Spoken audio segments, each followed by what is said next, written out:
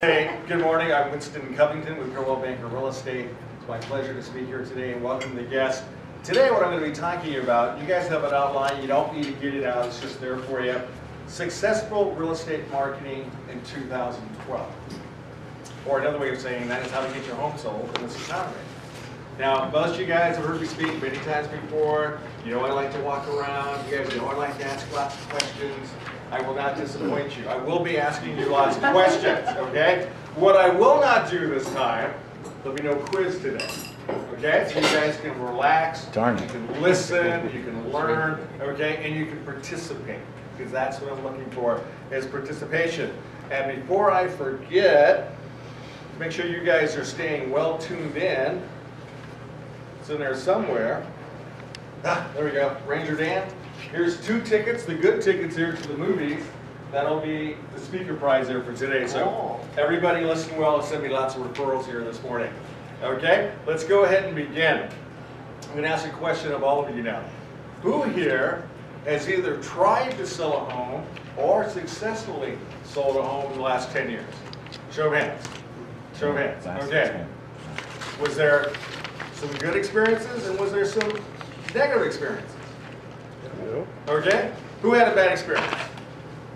Donnie, tell us what happened. It was like kind of the height of the market, and I had a realtor that was kind of a big name in town, had a little country ranch, and he gave me this really high expectation to sell it, and then he did nothing. So just kind of watched the values go down, and then I finally got rid of him and got what I got to do. So he talked a lot, but he didn't deliver. He wasted a lot of time, and you lost equity. It cost me money. That's a pretty bad experience. Who else had a bad experience?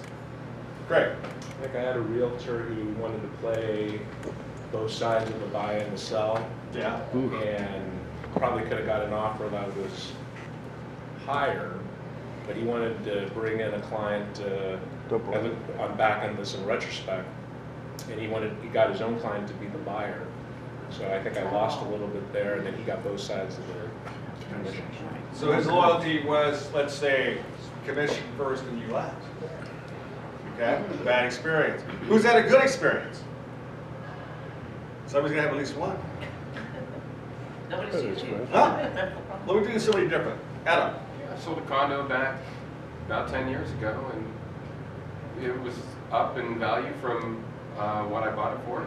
Made a little bit of money on it. The transaction went fine, nothing super impressive, but it went all right. So the agent made it a smooth transaction. Yeah, I would say they did what they needed to do. They didn't go above and beyond. I wasn't incredibly impressed, but it was just kind of a middle-of-the-road transaction. Okay. Who's had another good experience and we'll go on from there? One more good experience? We had put our home up for sale. We've lived there 30-some years.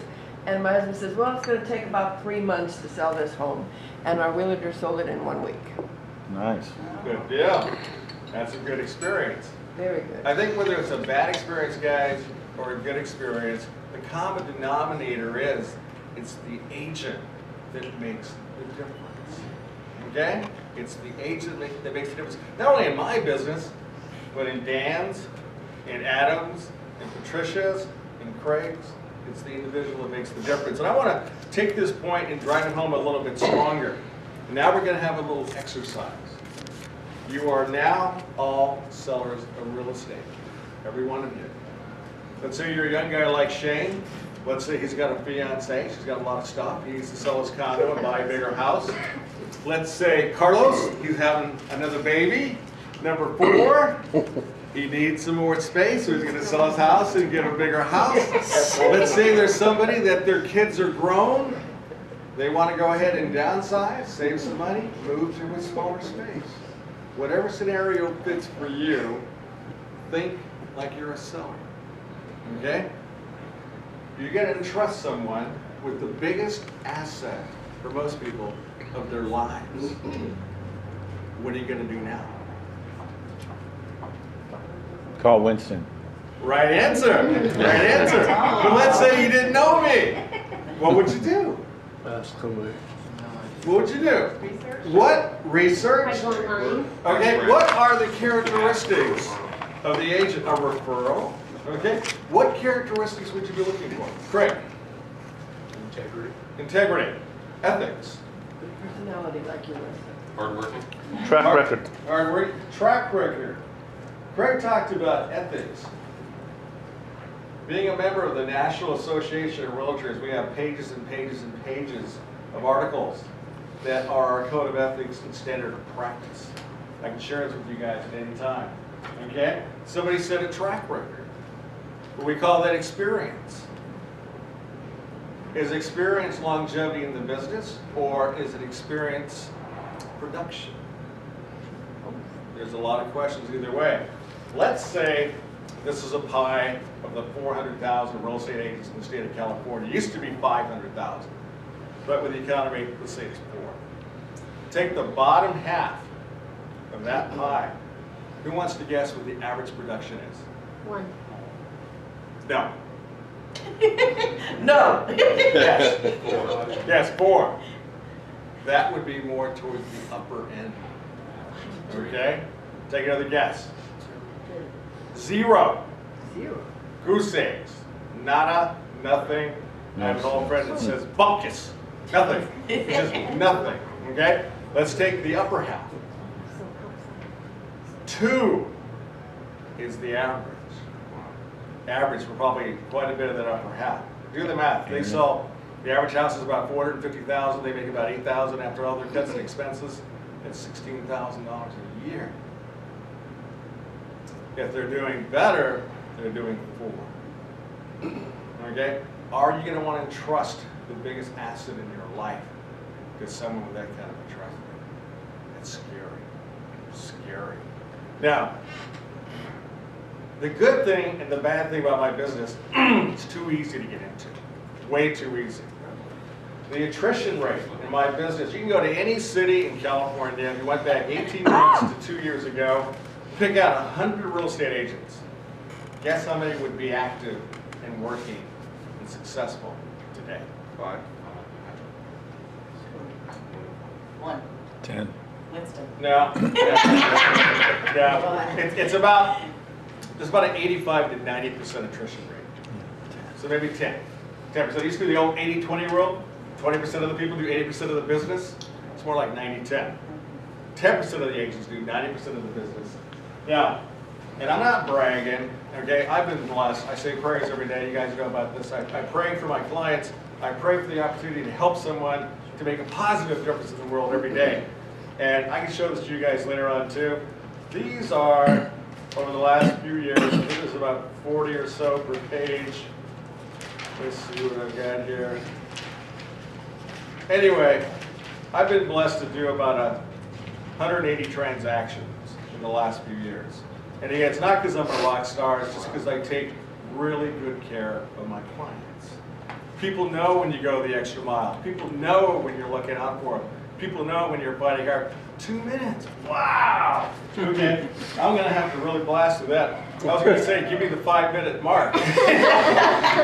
I did this in 10 minutes last night. Okay, I'm gonna have to scream through this a little bit more. What else would you guys be looking for? Besides the track record? I would want to have good communication with my broker because, you know, I don't want the realtor taking me to places that I don't really want, and that's wasting time. So there needs to be good communication between the client and you, so that you're on the same page. Let me save some time. Communication is key. A strong financial background, references, ethics we talked about. What about checking their license? See if there's ever been a disciplinary action. Guys, we're talking about the biggest investment of your life. Do your due diligence. Make sure you've got somebody that's qualified to represent you. What kind of an attitude should this agent approach you with or deal with you with? Professional, positive. Professional, positive. I like Craig's point of view. He doesn't even talk shop on the first visit. We need to get to know the needs of the client. We need to know how we can serve them best. Many times, selling a house isn't the right answer. I walk away from situations where other agents would take it when I find out it's not in the best interest of the client. You always do what's best. That's what's kept me in business for 30 years. The referrals will come your way. I take an attitude of gratitude, and I take Zig Ziglar's approach. People don't care what your resume looks like. They don't care how much you know. till they know that you care. That's the big thing. This action plan I talked about here just a little bit earlier, most agents don't have one. They take an overpriced listing because they're so desperate, they'll take anything. They throw a sign in the yard, they put a lockbox on the door, and they twiddle their thumbs waiting for something to happen. That's an inactive agent. You want a proactive agent. Somebody that's got a plan, someone that knows the community, someone that knows the local realtors, knows how to work with buyers, and create an energy around their property that brings in an offer that's going to be acceptable to the seller. Let's see, I'm going to skip over some things here just because of time. How are we doing on time right now, Mitch? It's relative, Winston, but keep going. Somebody asked me, what's my job as a seller? Okay, very quickly, it's to get the highest possible price in the shortest period of time with the least amount of problems. Highest possible price, shortest period of time, time is money, with the least amount of problems so we don't have to talk to Tom. In 30 years, I've been sued one time. One time. Took a week out of my life, I had all my information, I had all my disclosures, I had all my signatures, I had all my notes. I was clean, I was clear. My seller got hit for $50,000 because he didn't disclose. Lack of disclosure is one of the biggest reasons you're going to get into a lawsuit, and Tom can attest to that. Okay? Guys, I could go on and on. Is my time basically up? Okay, it is. Okay, we'll have to do a one-on-one for the rest of this, but I want you guys to know my dad died at 103. He was a wise businessman, did a lot of money in real estate. He said, son, money, time is money, so I thank you for your time. Aww.